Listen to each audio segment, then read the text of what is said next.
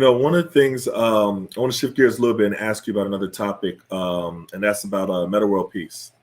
And I was watching All the Smoke, and you told Matt Barnes that you all have spoken recently. You sat down at the Big Three and you had a chance to talk, and I was so happy to hear that. Because guys talk. I know that y'all weren't on good terms for a while, and there's a lot of friction and things like that.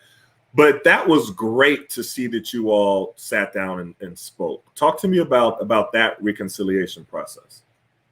Man, it was something that was much needed. We all, we wish we knew, and what we knew now back then when we were 23, 24 years old. I was, I went through a process in Portland where it was like fight, like for everything, like every inch, every minute. Like I wasn't playing. I had to keep showing my worth. Like it was like, I went through that for 4 years. But through that process, I went through 2 conference finals, right? So I saw it. I understood like what to do and what not to do. Mm-hmm. So I felt like when I left there, it was like only about one thing. Win, right? That's it. And show people who you are, right? Because I felt slighted for 4 straight years, right? By not giving a consistent, opportunity.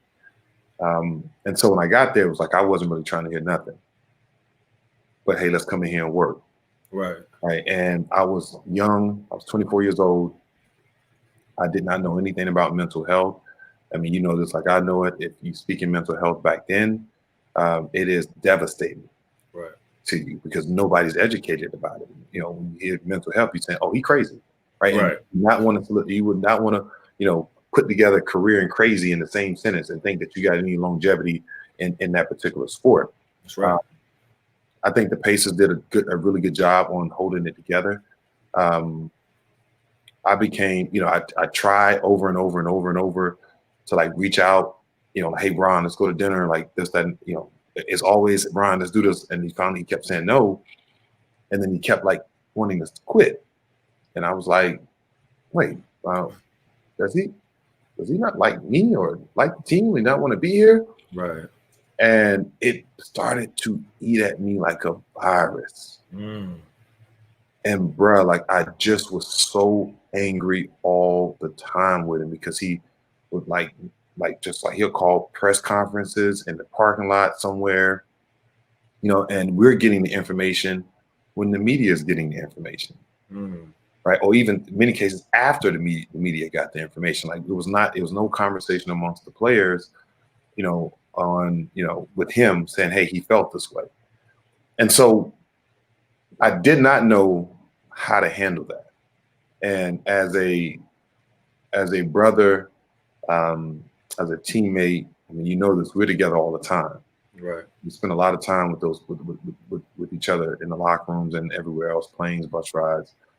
And I wish that I knew more, because if I knew more, then my aggression towards him doesn't expedite his anxiety, okay, right, or his dislike about whether it's me or being on the team or that basketball environment, right? It just was like, I'm not messing with you. Like we just played, and then after that, boom, no conversation. And I think it's important for people to know is that when we shot the doc, right? We shot it separately. Never had any. The only conversation I had with them about the doc was, the initial conversation. Hey, this is what I'm looking to do. It's a Netflix deal. All I need you guys to do is just be open and candid about how you viewed it. Right. We never saw each other at any point during the filming of that doc. Oh, okay, I didn't know that. Yeah, we shot separately.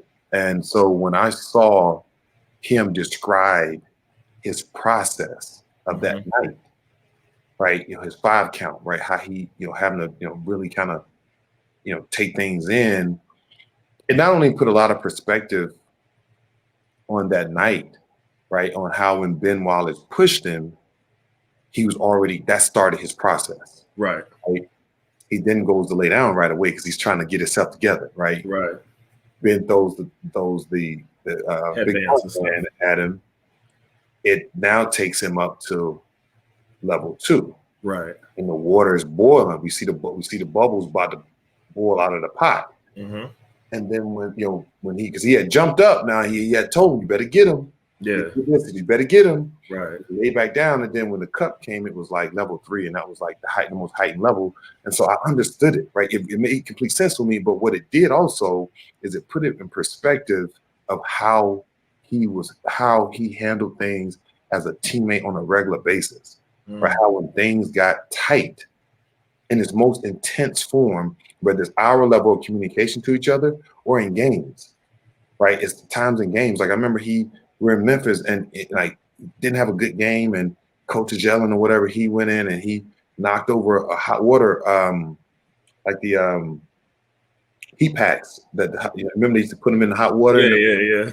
He knocked it over, and it then got on everybody. People jumping out of the way. I'm just piping hot water, right? We've seen reactions of him, breaking the camera, right, in New York, right, coming through the tunnel, right, and it all was like a flashback, right? Flashback at me is like, damn, like he's been trying to handle this forever. Yeah. And while we worrying about wins and losses, he's worrying about how he's going to handle his life daily. Right. And so I felt a certain way when I saw that. And I thought, obviously we talked multiple times before, and especially after the doc, about different things. But shout out to Ron. I can't call him Metta. For being so open and honest and vulnerable, right? Because we know media and public opinion cool sometimes. So I had to say that, man, because that meant everything to me. I also I didn't know he said what he said when they won the championship and he was on the court with Steve Smith and all of them. Yeah, I remember seeing that. I never saw that. Like, somebody told me, I was so mad with him. I didn't want to see nothing, hear nothing. Like when I did his doc, I said I wasn't happy that he won no championship. I was mad as hell. Right. All the stuff he did with us, man. Why would he get in? I don't have one. But I was even at that point, I wasn't mature enough to understand what this man was going through. Wow. And then when he won the championship, just if anybody didn't see it, like the first thing that he said before he answered any questions is he talked about you guys. And he said, I was supposed to win one with them, and I have so many regrets, and I felt like a coward because I left. And he's using it, and they're live on TV after they won the championship. Yeah. And I remember seeing that, I was like, wow, he's still really hurt by this. Like he when he talked about how he didn't handle situations well, he acknowledged it, but he said he didn't know how to handle situations. That's what he was working through. And that's the mental health part that really was not existence in the NBA just before a few years ago.